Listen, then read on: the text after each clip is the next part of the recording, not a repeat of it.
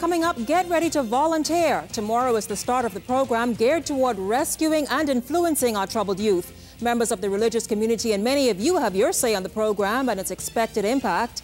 Come Friday, it will be too late for you to turn in those illegal guns, so get busy now. And tonight, we take a look at the 150-year-old city of Nassau and the Anglican Diocese. It's all coming up on the Bahamas Tonight this Monday, October 31st, starting right now.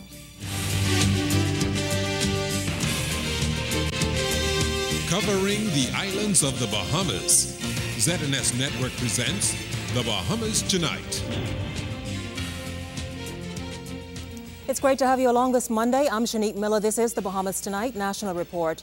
The country's economy gets another hit from the Standard & Poor's credit rating agency. This time, we will bump down one level. And the reason, S&P has revised the way it rates countries. They now place heavier weight on economic diversity and growth prospects, which is said to be weak areas for the Bahamas. Tonight, we have a response from the Ministry of Finance, and we have an exclusive interview with the S&P's analysts in New York. Altabi's Munnings has been following this story all afternoon, and tonight she joins us live in studio. Alto?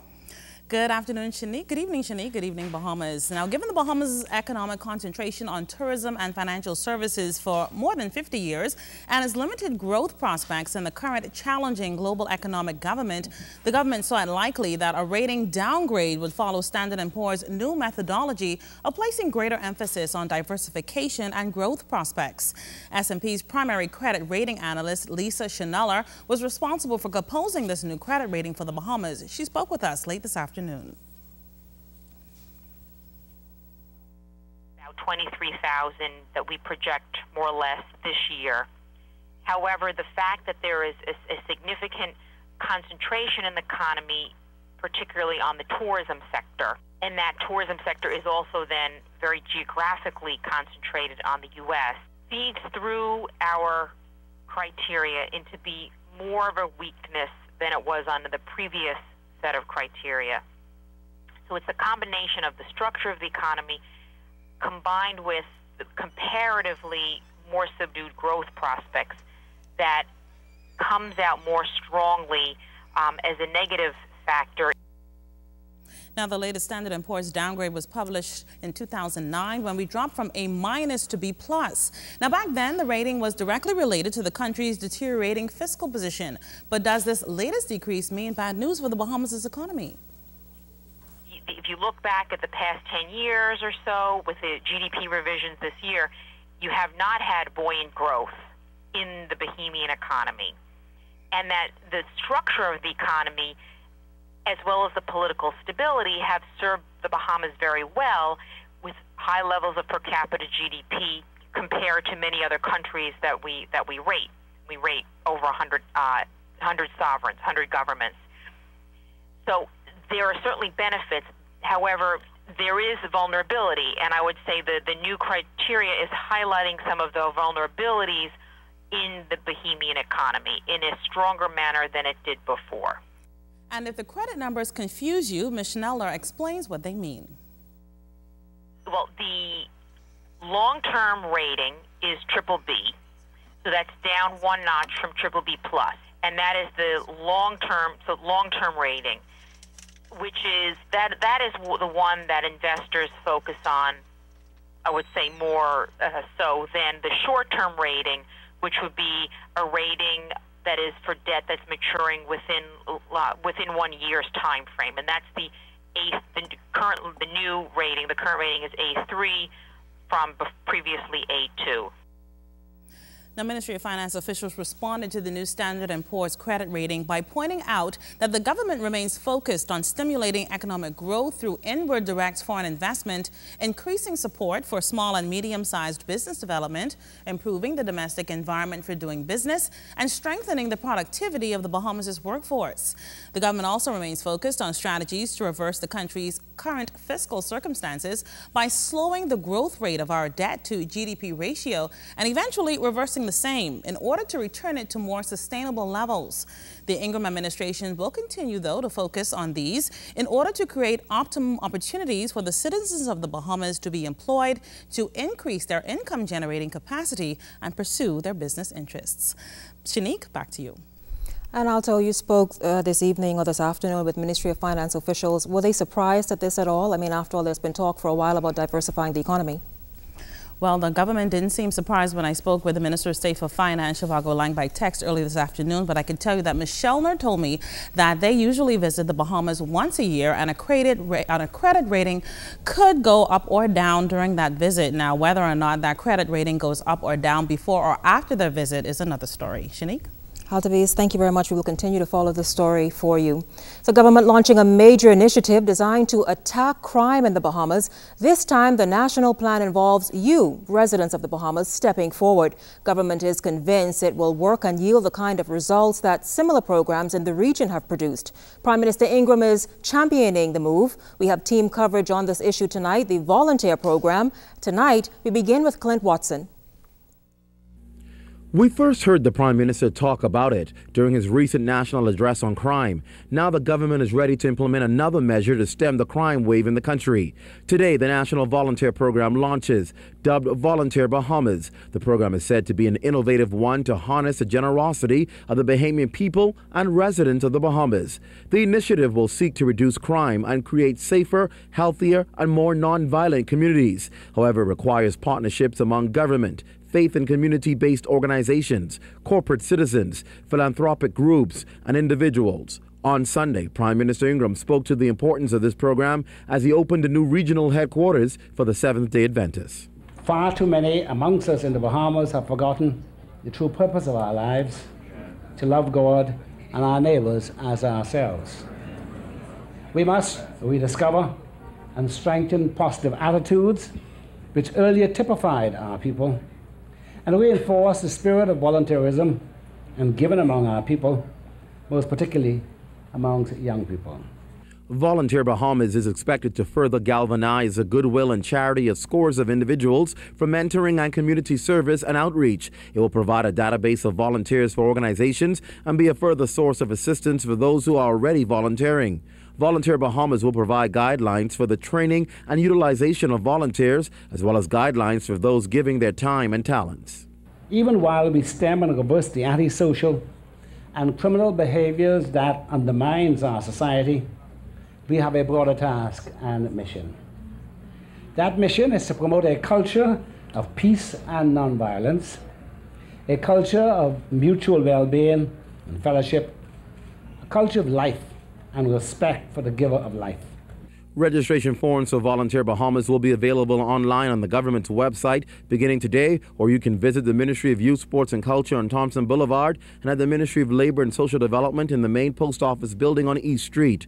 Family Island residents can collect or return applications to the administrator's office on their respective islands. Clint Watson, ZNS News.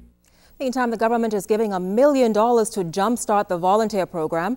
As we heard, the project encourages residents to volunteer their time and talents, and a number of youth groups are participating. Carla Palmer has this. When the clock strikes midnight, leading into the start of the first day of November, the Volunteers Register will be officially launched. Minister of Youth, Sports and Culture, Charles Maynard, will have oversight of the government's initiative. So at 12 midnight tonight, we will officially go online with the applications. You could fill out the application online, or you could download it and fill it out and drop it off at any one of the participating ministries. My ministry, the Ministry of Labor, the Ministry of Finance. The website is the Bahamas government, the bahamas.gov.bs. You just click on the Volunteer Bahamas and the application will come up. According to Minister Maynard, volunteers will be given a list of programs to choose. In essence, what we're asking people to do is on the application form is to say what their interest is. And so depending on what your interest is, depends on where you're assigned. What we're going to do is get a database together and be able to match people who want to volunteer with the various programs that are available that need volunteers. We have any number of youth organizations who some are religious-based, some are sporting-based, some are cultural-based, who are interested in getting people to volunteer with them, to work with them in these various established programs. And if you remember, the Prime Minister also said that he's going to make an additional $1 million available to help these programs to grow. And so it's not only just human resource that we want to bring to the table, but some financial resources as well. And we through this program, we are asking people to volunteer at least an hour a week, but as much as they can. And so we want to make it easy for people to get involved and to work along with this program. People will not be paid. It is a volunteerism program, but there will be a vetting of sorts. There will be a vetting, of course, as is done with everything else. In some cases, the organizations are used to dealing with volunteers, and so they're able to weed out potential problems very quickly. And so we are going to make sure that we work close with them so that at the end of the day, we're not exposing our young people to any threats. That is an important part of it. And we're appealing really to the general public to sincerely embrace this program. The Ministry of Youth has on record over 300 organizations registered. There is no deadline to the volunteer program, so individuals could sign up at any time. Carla Palmer, ZNS News. The Bahamas Christian Council throwing its support behind the government's Volunteer Bahamas initiative. And as Fern Carey tells us, residents also applaud the move. The Volunteer Bahamas program is expected to address and combat the fear of crime by harnessing the time and talents of ordinary citizens with a view of creating safer communities. President of the Bahamas Christian Council, Reverend Ranford Patterson, believes the initiative is a step in the right direction. Anything that we do in the Bahamas to get more Bahamians involved in helping others who are in need, I think will help reduce where there's crime. I believe will help to reduce our children from being unattended during those critical times when parents are still at work. And so all of that, I believe, will help to take the children off the streets. And I think that will help tremendously to keep our children focused. Now, once the program comes on stream, a database of volunteers will be made available. However, Patterson believes volunteers must be properly screened and safeguards put in place to prevent would-be perpetrators from preying on children and other vulnerable persons. We need to know who will be taking care of our children. It's gone are the days when we were free to just leave our children with whoever we choose to, because we are told now that even family members are involved in molesting other family members. So we have to be very careful. And I want to encourage the government to ensure that we have some strict guidelines as to who would be given the opportunity to provide this volunteer program. Meantime, Arnold Bullard, Mervyn Darling, and Reverend Patterson all agree that everyone can make a difference in the community by signing up for the program. It is our responsible duty to do as much as we can for this Bahama land. We say that we love the Bahamas, but truly do we love the Bahamas because of its economic growth, because of its beauty? But what about the challenges that are faced to some of our young children? If we love the Bahamas enough, we should take the time to help some of the Bahamian people. Well, I think it's a good idea because crime is up in this country. And if we all look out for each other, then I think crime would lessen. I hope this will be a wake-up call for all of us in the Bahamas to see the need to give back, because the country has given so much to so many of us. Now, if you want to make a difference in the life of the nation, here's your chance. You can sign up at a number of locations, including the Ministry of Youth on Thompson Boulevard or at the government's website online. Fern Carey, ZNS News. Shifting gears, it was a crucial part of the government's 11-fold crime package, especially with more than 100 murders on the books, many of them gun-related. During the crime bill debate, amendments to the Firearms Act were introduced and passed. These amendments provide stricter penalties for offenses related to the importation and possession of weapons and ammunition. Ianthea Smith takes a look at what the new gun laws propose. If you need a reminder of just how serious the government is about removing illegal firearms from the streets, then a read-through of the new Firearms Act will do just that, as it lays out the facts, figures, and increased prison sentences. The government's 30-day gun amnesty is drawing to a close. After November 3rd, anyone convicted of unlawfully possessing a gun will be imprisoned for a minimum of 4 years. But the penalties get stiffer. The new law states that anyone convicted of importing guns and ammunition into the country will face prison time from 4 to 7 years. However, if convicted of importing revolvers, that time is bumped up to 10 to 15 years if tried in the Supreme Court. And if you're one of those who who fire gunshots just for fun, that 1-year prison time you would have faced has now increased to a term between 4 and 7 years.